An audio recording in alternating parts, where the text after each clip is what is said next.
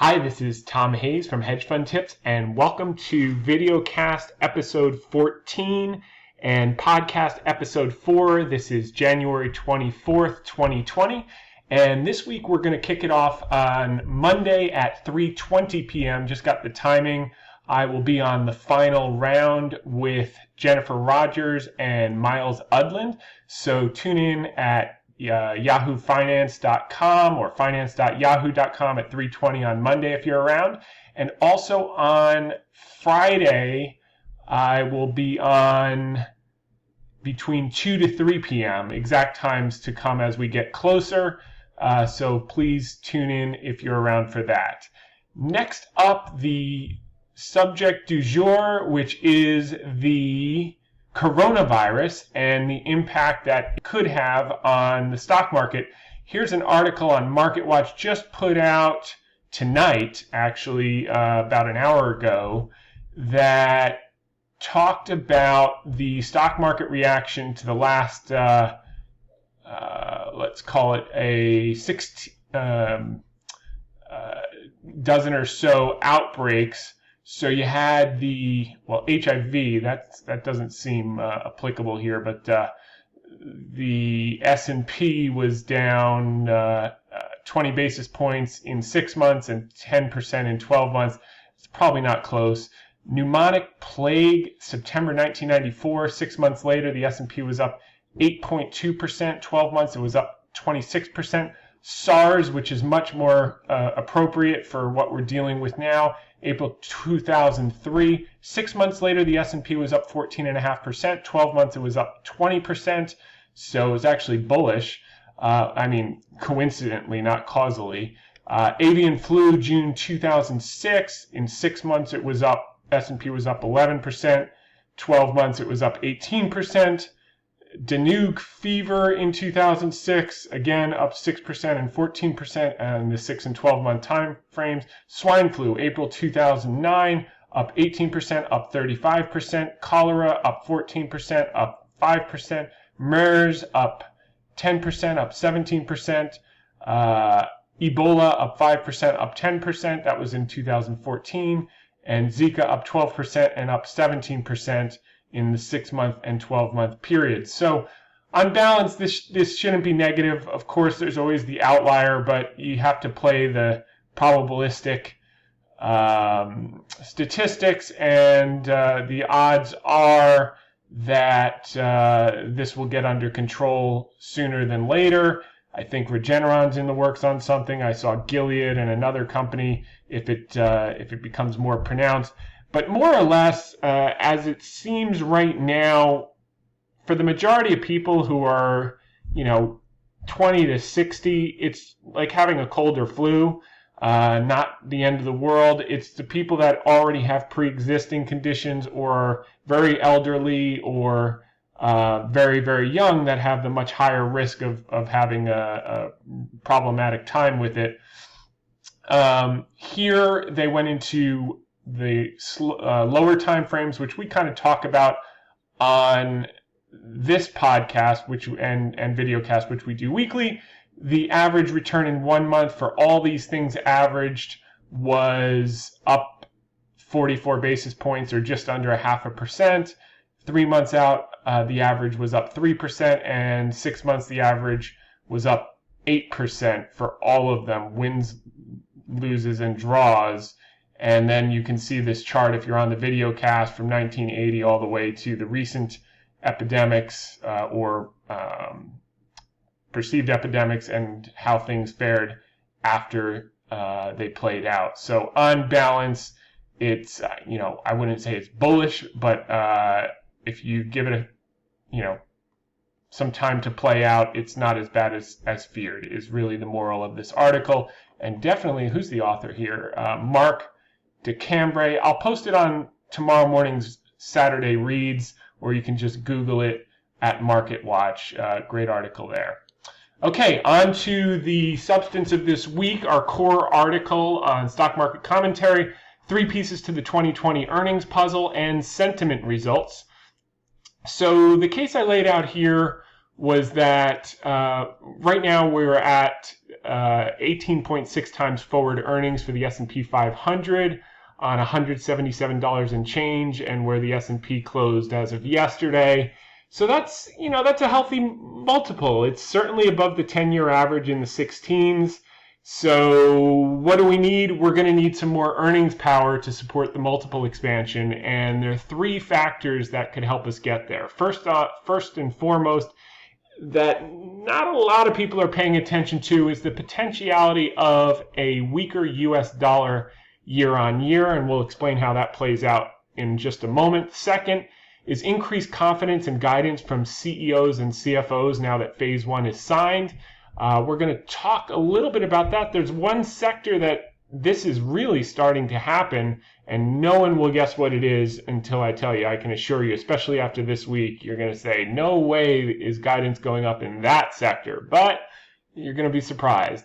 And third, Boeing gets a positive surprise after kitchen sinking expectations this week. This is interesting and timely because yesterday they came out, or before I did this, I guess it was, no, so yesterday was Thursday. So Wednesday, Boeing came out with a kitchen sink. Basically, you're not going to see this plane for a while, and end of the world type, everything could go wrong, not the thing you wanted to hear.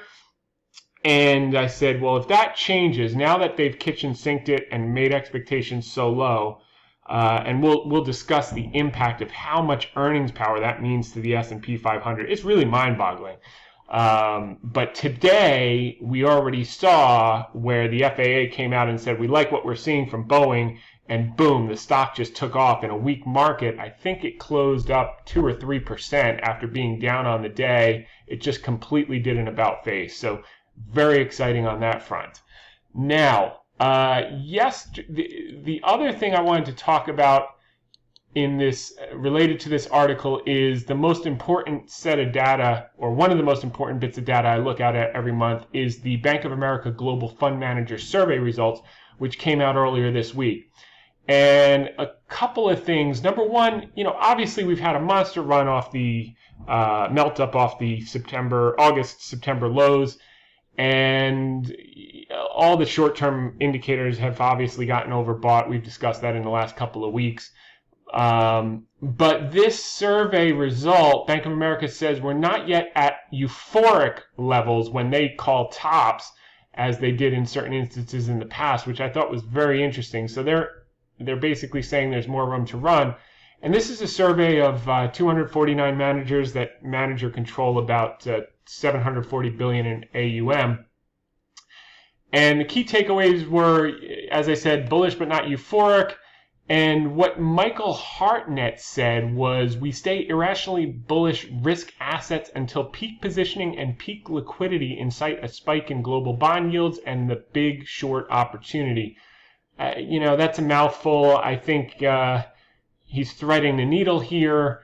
But we've been bullish intermediate term for the year for 2020, and we're going to talk a little bit about how that plays out with presidential incumbent election years later in this videocast, which I think you'll find very interesting. So, of course, institutional managers chase the index. 32% are overweight now, up from 12% underweight in August. Huge change, biggest increase since August of 2011. And if you remember, that was a sustainable rally out of that Euro crisis period. This is the highest equity allocation in 17 months, but it remains below the net 50% overweight level, which is consistent with prior market tops. So they're at net 32, net 50 would be their level for consistent with previous tops. As far as the yield curve, these managers said 51% expect the yield curve to steepen. That's good for financials. This is down from 2 months ago. Growth in profits, expectations jumped 14 percentage points from December before phase one deal to 27% now, expecting corporate profits to improve over the next year. That's good news. And half-C global growth improving in the coming year. That's the highest rate since February 2018. And that was right after the January correction. As far as inflation, more people are seeing inflation, 56%, highest since November 18. And this is the interesting thing I talked about as it relates to earnings. The US dollar, a net 53% think the US dollar is overvalued. This is the second highest recording since 2002. Here's what happened the last time. So here's 2002, the last time that this survey had this many people saying that the dollar was overvalued. They were right, because what happened here was the dollar absolutely went in a downtrend. Now, this is too small a sample to say, okay, 100% chance the dollar is going to go down. But it's worth noting, because if anything in that range, even if we came down if we just came down year on year, we got a little bit weaker than last year, the impact on S&P earnings would be material, as I think 40 to 50% is estimated revenues to come from abroad for S&P 500 companies. So that would be a big boon to S&P 500, and it's a tailwind that no one's really looking at in the context of earnings power. Cash levels remained at 4.2% for the third consecutive month, highest level since March of 2012. If you remember, 13 to 15 were big rally years. Commodities allocation spiked up from 4% to a net 10% overweight. That's the highest since March 2012. And the biggest tail risks that managers are afraid of are the presidential election, 29%, 22% the trade war with China, I guess, resurfacing, and 20% the bond bubble popping. Going back to the core article, so that gives you some sense of the dollar, and we've covered that. So the next thing, Jurian Timmer of Fidelity also put out a chart implying a weakening dollar was possibly in the cards for this year, which would help earnings. And he said, provided the Fed continues to add reserves to the banking system, and this shows banking reserves against the S&P, and you can take a look at that. So the second factor we said was the second piece to the puzzle for 2020 earnings is the increased guidance. So negative guidance is better than average. As of last Friday, 60% of S&P companies reported negative guidance versus the 5-year average of 70%. That sample size was too small. It got better this week, so it was 7 out of 12. Let's pull that up here. Yeah, here it is. So percent of companies issuing guidance, this went down, so it's now only 58% compared to the average of 70%. 7 out of 12 gave negative guidance. So guidance percentages are creeping up. That is a good thing. We need improved guidance. Third key to the puzzle is Boeing. So when I wrote this article, I said Boeing CEO threw in the kitchen sink, lowering any expectation that the 737 MAX will be airborne until summertime. Here's why this is so important. This is key, guys and gals. Despite Boeing's 2020 EPS estimate coming down $5.77 in the past 60 days, the S&P 500 estimates have held strong at 9.5% earnings growth. So we got crushed on one of the biggest components, and still we're near double-digit earnings growth. That shows you how strong earnings are going to be after a year of flat earnings growth, 3 consecutive quarters of negative earnings growth in 2019. We're now jumping to close to double-digit despite this huge black swan impact. Now, listen to this. If not for this Boeing debacle, the S&P 500 would have 13.24% earnings growth for 2020, which is greater than the 11% and change growth that we had from 2016 to 2017, when the S&P rallied over 37% in about 15 months from Q4 16 to Q1 18, discounting that earnings growth. So, we're close to 11% with 9.5%. If Boeing gets back on track, that backlog comes back overnight. In a duopoly situation, the minute that plane gets off the ground, you're going to see those earnings just crank right back up, and we could go from a situation where the back end of 2020 earnings just jumps due to Boeing, and hopefully we'll get some tailwind from other companies now with some more confidence on phase one. The corona is certainly a black swan headache, but as we went through the data, from all these other situations. The data helps clarify that, this will probably work out a lot better than the market's fearing right now. Next, Ryan Dietrich of LPL put out an interesting chart about the seasonality of the S&P 500 in a presidential incumbent election year. So the implication of so basically he took the average of every instance since 1950, and what he came up with, this from LPL and FactSet together, it is that on average the market continues to rally. We've had this strong rally in January that would be in line. In the past average, it continues into early February for a week or two, and then you just have this sideways volatile chop all the way until summer, until you get the back end tailwind when you get the massive growth for the back half. And what's so interesting, I look at these charts with a grain of salt about, quote, average seasonality, but this year it's kind of interesting because we did get this huge rally, and maybe there's a little more juice until mid-February, and then you got to consolidate all the gains. Maybe guidance will be so-so, but boy, if that back half, if market starts to discount those earnings coming back in, this is totally within the realm of possibility, getting this strong back half to supplement the gains that will lock in here in January and early February. So this might be an interesting roadmap. We'll see. Okay, we also went through the BAML survey saying we're not quite euphoric yet, so this looks more realistic as well. And now we're going to shift gears to the Fed, not my favorites, maybe my second favorite subject. So as everyone now knows, and we were talking about in August when the liquidity started, but they've put in over $400 billion of liquidity since August.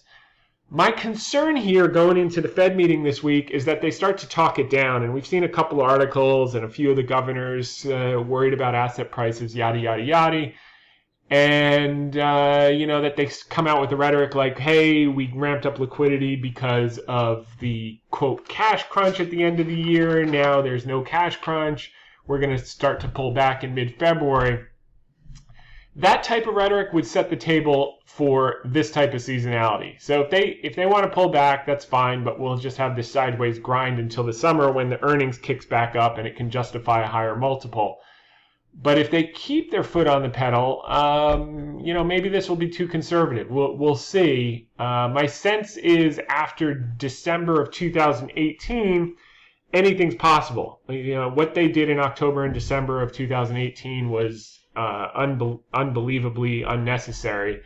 So I wouldn't put anything past them, but they've been on track since then, and my sense is that they'll follow through. And here's why it's in their interest to do that.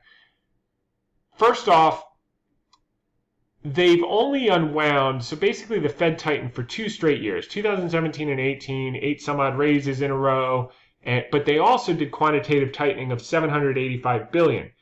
Now the economy was so strong that they had to suck almost $1 trillion out of liquidity, raise rates like a rocket ship, and it took them 2 years to choke the economy off, and finally they got their wish to have negative growth, 3/4 of negative growth in 2019. Congratulations, you get the booby prize, and nearly tanked everything in December of 2018.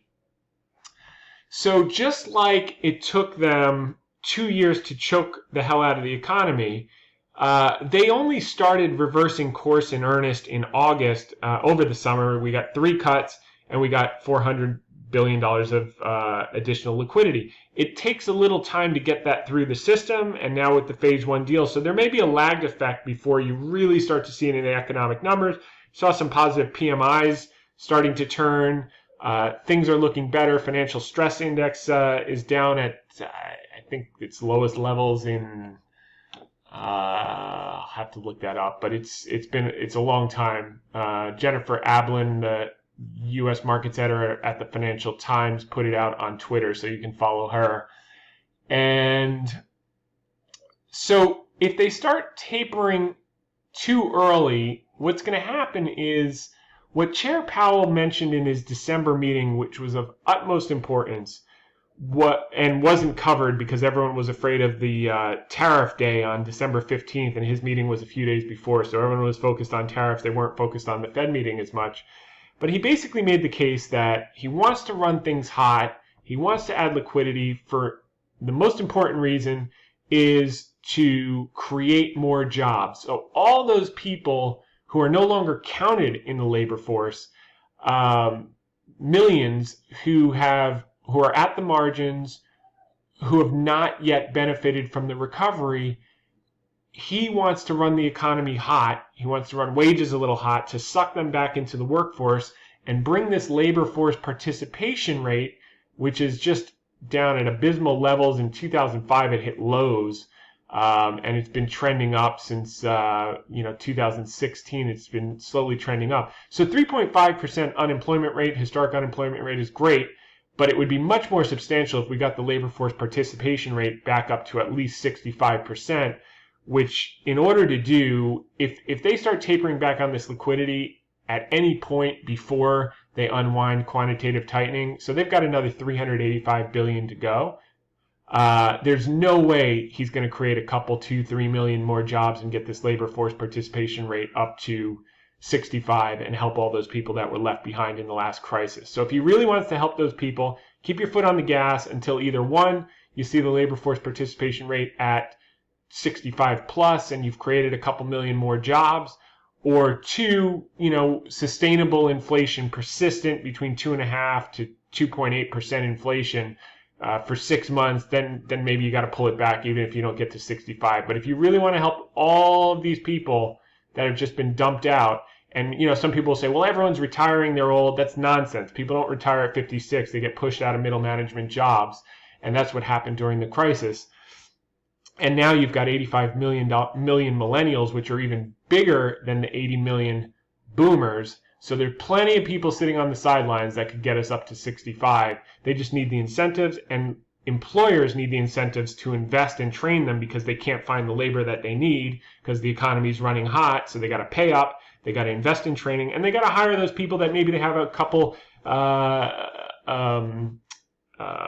checkered things on their past resume that employers will have to overlook and give them a second shot. And that's just good for the whole economy, good for people's self-worth, good for everything. So run it hot, get these people back in. If it runs too hot, you can pull back. You guys know how to do it. You did it in 2017 and 18, and you're pros. You can choke off growth if you want to. So don't be afraid. Crank this thing up and get these people back in the labor force if you're committed to doing what you said in December, which I believe he earnestly is. It seems like a passion for him, so that would be very constructive. But we're going to find out next week. We're going to see if he persists in maintaining the liquidity. I think a rate cut's out of the question, so he's got to keep the liquidity going, or if the forgotten men and women remain in the shadows, and I hope that's not the case. So we're going to find out. As far as the shorter term stuff, we had the sentiment shot up this week to 45. Historically, that's not too extreme, but it's up there. So of note, we know all the short-term stuff is overbought. Fear and greed came in a little bit, so that was inconsistent with the bullish sentiment. And lastly, the National Association of Active Investment Managers, they were up to 94% equity exposure, which is high. But again, these things can stay pinned coming out of these deep troughs. You can stay pinned here for a while, and we've been pinned here for just a little while, so that can persist. So our general theme for this week is similar to the last couple weeks. We're bullish for 2020. Intermediate term, we know it's short term a little bit overbought. We've added a few shorts in the last week or two, as we've noted, and we had trimmed a number of the stocks that ran huge off the August-September lows and reallocated to some of those sectors and stocks that haven't participated, including energy. So we had a monster bounce in December off the October and November lows. We've given some of that back, and we're reloading. So we definitely want to participate in this. We're with the rig count down 60 some odd percent since the October 14 highs, and the supply demand equation, the economy picking up, yeah, you got this noise about Corona, and yes, it will have an impact in China. But I think on balance, when you've got earnings power since the great financial crisis into 2020, up 55 some odd percent for the sector. Excuse me, now it's actually more than that. All right, 57%. And the price is about the same as it was during the great financial crisis for the basket of stocks. There's an opportunity there in my view. So that's opinion, but I lay out my reasoning and I'll show you where you can find that. The shorts that we have aren't because we're necessarily bearish. They're special situations that we believe will work even in a sideways market. Like Ryan pointed out, sideways chop, you'll get your opportunities in these type of situations, or even if the market persists higher, and in the event of a pullback, they'll outperform on the downside is our view. Next thing we like to cover on a weekly basis is we do sector earnings. We did the top 30 weights of the NASDAQ QQQ this week, and in the last 60 days, the earnings estimates were revised up 13 basis points, so that's constructive. And we just covered today, we put this out, this is the sector that had a horrible week, had another upward revision in earnings expectations for 2020. Energy, which was the worst in 2019, is projected to have the highest earnings growth in 2020.